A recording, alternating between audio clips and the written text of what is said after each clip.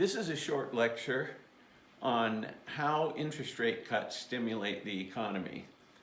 This is sometimes called the transmission mechanism for monetary policy. So the key is to think about borrower-lender relationships. So let's start by thinking about a closed economy. We'll add open economy in a minute. And there are many, many borrower-lender relationships in the economy.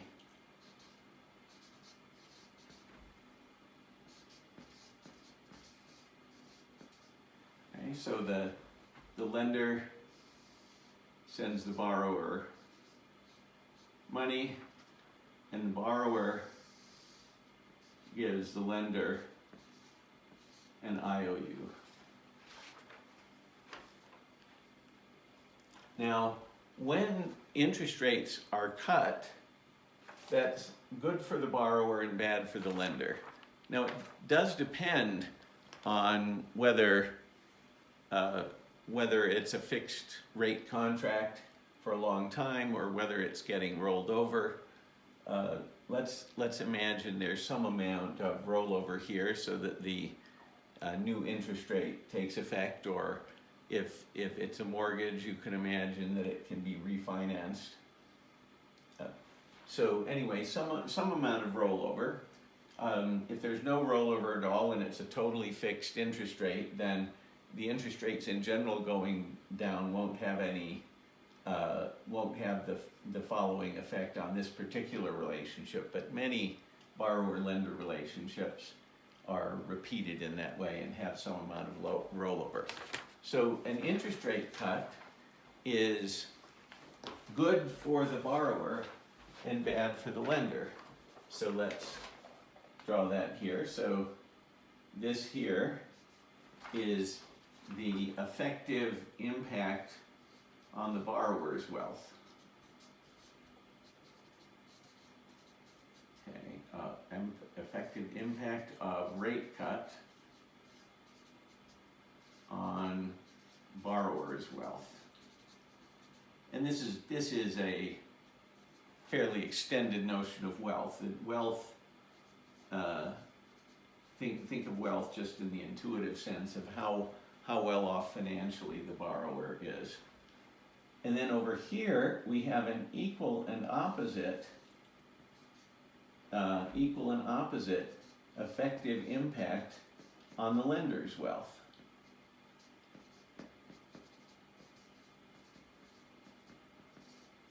Okay, rate cuts are bad for lenders because they earn the interest rate.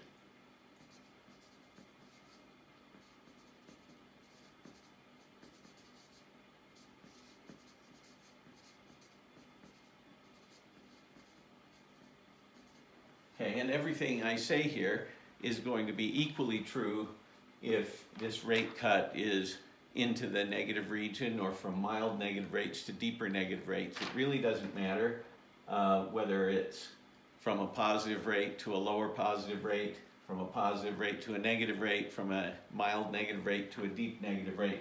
It's really just any rate cut is a little hard on the lender, very nice for the borrower. Okay, now, so we have equal and opposite effects on, effective impacts on the borrower's wealth and the lender's wealth. This equal and opposite impact I call the principle of countervailing wealth effects.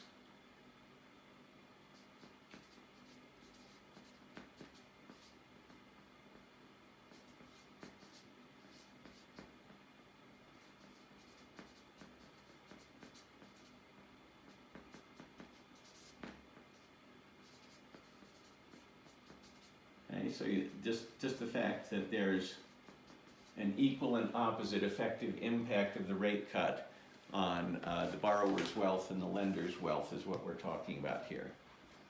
Okay, now these are equal and opposite, but the effect on aggregate demand is not equal and opposite for a very simple reason. This effective change in wealth over here of the borrower gets multiplied by the marginal propensity to spend by the borrower. And I'm going to write the marginal propensity to spend as a marginal propensity to consume plus a marginal propensity to invest plus a marginal propensity to do government purchases. Okay, so we multiply by that. I'll put a multiplication sign there. And this is of the borrower. And then the effective impact of the rate cut on the lender's wealth gets multiplied by the marginal propensity to consume plus the marginal propensity to invest plus the marginal propensity to do government purchases of the lender. And with very, very few exceptions, and I challenge you to try to find exceptions, the marginal propensity to spend of the borrower is going to be greater than the marginal propensity of the lender. Now, why would that be? Think for a minute what the answer is before you hear my version of the answer. Why would the marginal propensity to spend of the borrower be greater than the marginal propensity to spend of the lender?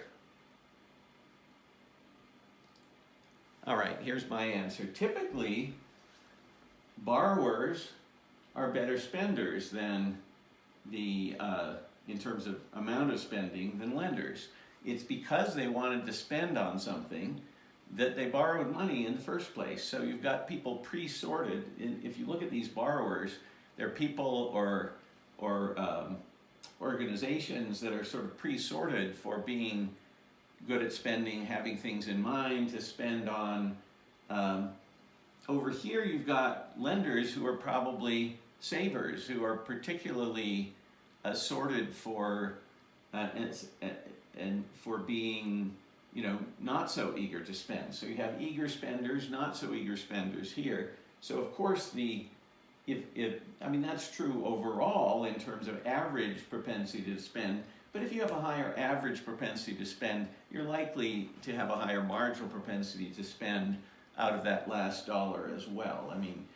You probably have, if you have some big spending plans that made you borrow, you probably have some other things that you can think of if you got a little bit of extra money by the interest payments you have to make going down. Okay. So this effective impact on wealth gets multiplied by a bigger marginal propensity to spend on consumption, investment, or government purchases than this negative effective impact of the rate cut on the lender's wealth. And so overall, you're going to get more extra spending from the borrower than the less spending that you have from the lender. Now, if people want to confuse the issue, they can just focus on this side, but borrowers and lenders come in pairs because it's a transaction that has two sides. So you always have these two sides, and this increase in spending here from that effective impact of the rate cut on the borrower's wealth times the higher marginal propensity to spend of the borrower, that's going to be bigger than this impact on spending. So overall, that's a positive effect on aggregate demand. Okay, so far we have a positive effect on aggregate demand.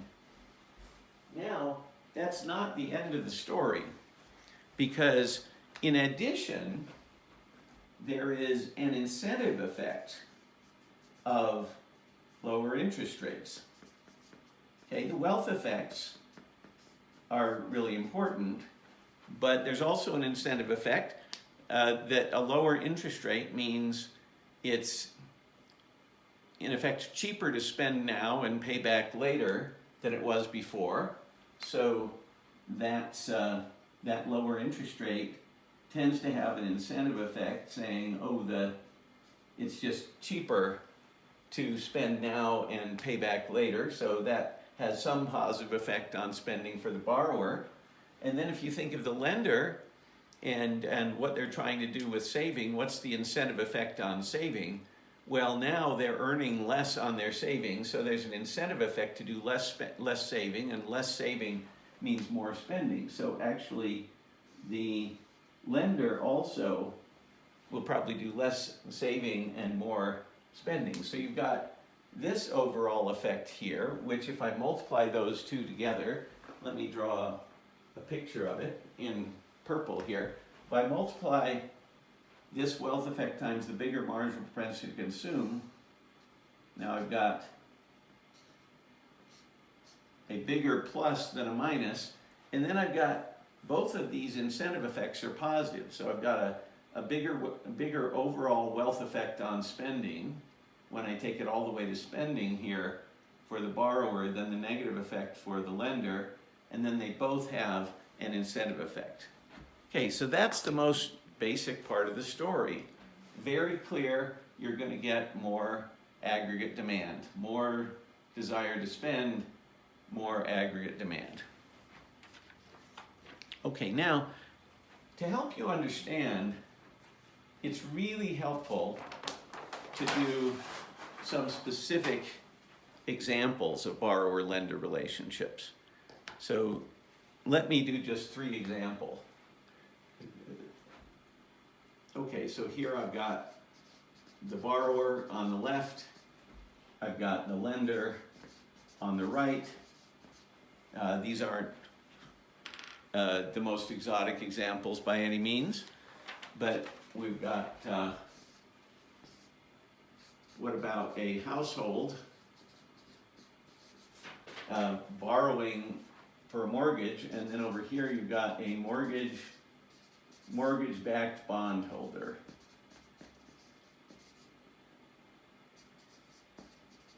Okay, so that mortgage is packaged together with other mortgages, and how do the marginal propensities to spend compare?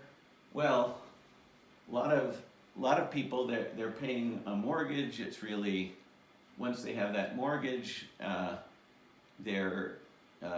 takes up a lot of their income, a lot of the rest of their income. They need to buy groceries, they need to buy school supplies, all sorts of things. So this household has a really easy time is likely to have a really easy time thinking of additional things to spend money on if they don't have to pay as high an interest rate. If they refinance the mortgage so its interest rate is lower, they're going to have a pretty high marginal propensity to spend. On the other hand, who holds mortgage-backed bonds? I mean, these are people who either are very wealthy or maybe they're not so wealthy, but they're trying to do some saving for retirement. In either case, the marginal propensity to spend is likely to be pretty low. Okay, let's do another case. We've got a firm, and over here we've got bondholders of the firm. Okay, the firms typically have a lot of ideas for investment.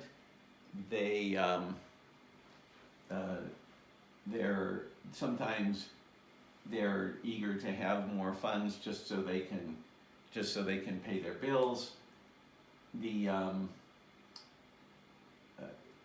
It's likely that if the firm has more money, it will figure out some way to spend an important fraction of the money. By the contrast, the bondholders have a pretty low marginal propensity to spend. Now, notice this isn't just any old firm. This is a firm that actually has put out a bunch of bonds, has intentionally borrowed quite a bit of money. So what did they borrow it for? They probably borrowed it because they needed those funds for something. There are other firms that might have, not needed to borrow in the first place. But if a firm is borrowing, it might well have something to do with those funds. I mean, the worst case in terms of the marginal propensity to spend here being not much bigger than the bondholder is if the firm takes the reduced interest expense and then uses it to buy back stock or pay dividends, and those funds then go to somebody similar to the bondholder. So in that case, for that kind of firm, the marginal propensity to spend would be pretty similar, but in other cases, the firms really would have investment projects. Okay, third example, and this is an important one that's often not obvious to people. Think of the US government and its bondholders.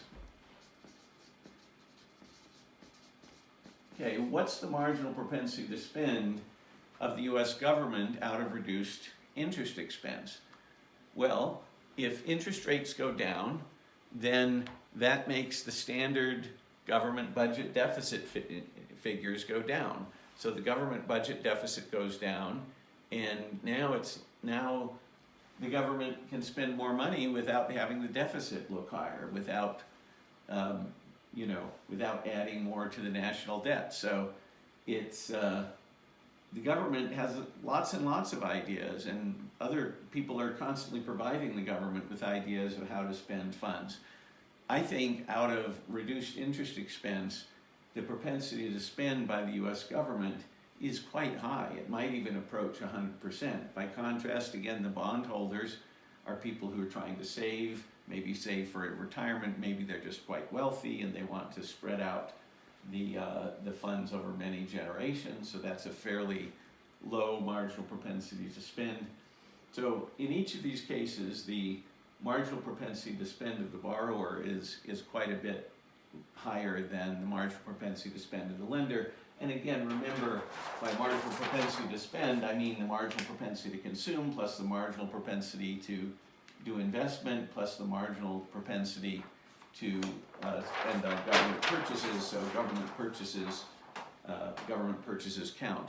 Now, sometimes what the US government is going to do is to do tax cuts, and then you have to multiply by the marginal propensity to spend of the people they're giving the tax cuts to, but that's probably fairly substantial and greater than the bondholders. So if the government goes out and spends the money, that could get a very high marginal propensity to spend.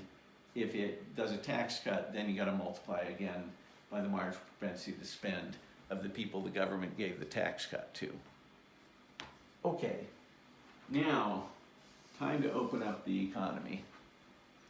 So we'll talk about this in a lot more detail later on, but let me give you the basic story here. If you have an open economy instead of a closed economy, and by the way, that closed economy could be the whole world. One possibility is all the central banks in the world are cutting interest rates, and I just gave you, if you think of this closed economy as being the whole world, I just gave you an argument that because of these countervailing wealth effects and the marginal propensity to spend inequality and the incentive effects, that rate cuts will stimulate the economy.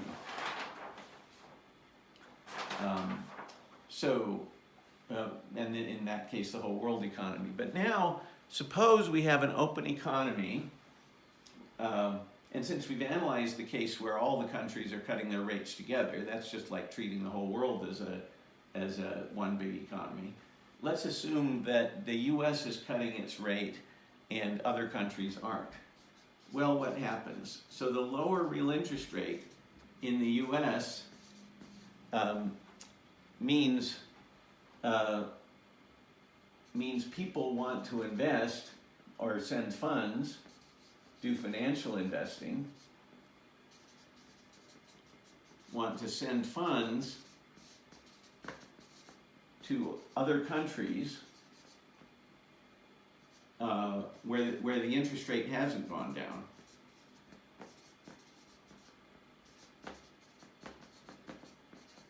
And also, for that matter, the folks in these other countries where rates haven't gone down are going to be less likely to send funds to the US. So overall, you've got a net capital outflow. I'll try to make this clear by saying net financial capital outflow from the US. compared to what you had before, more of an outflow. Now that outflow puts dollars in the hands of foreigners who don't really want American dollars. And so there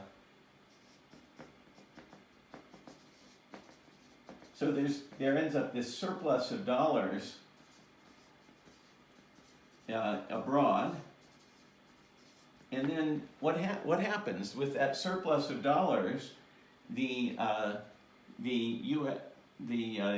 dollar depreciates. The dollar gets cheaper compared to other currencies. U.S. dollar depreciates. What does that do? That makes U.S. exports look cheaper to foreigners.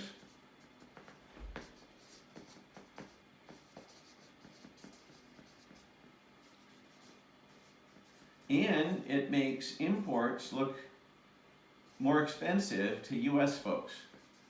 Makes imports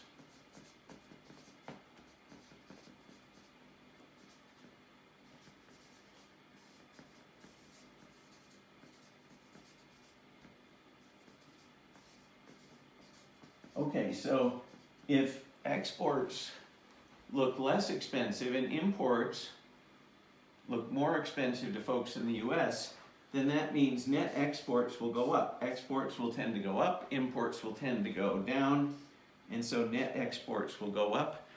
That is going to stimulate the economy in another way, quite beyond everything we talked about here.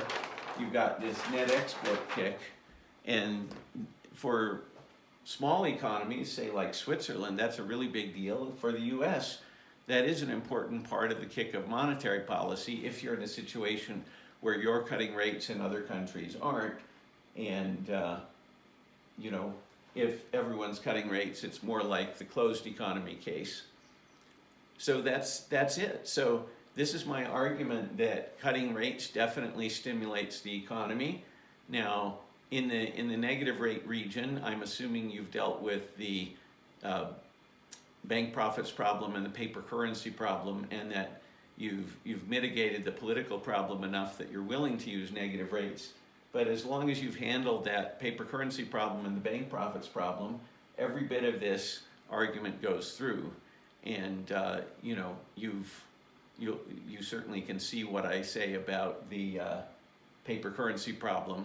That's a long story. But the bank profits problem is just, look, if you're hurting bank profits in a way that's bad for the financial system, find a way to get them some funds, which the government can do one way or another, even the central bank can do, by not having negative interest rates on all of the bank's reserves.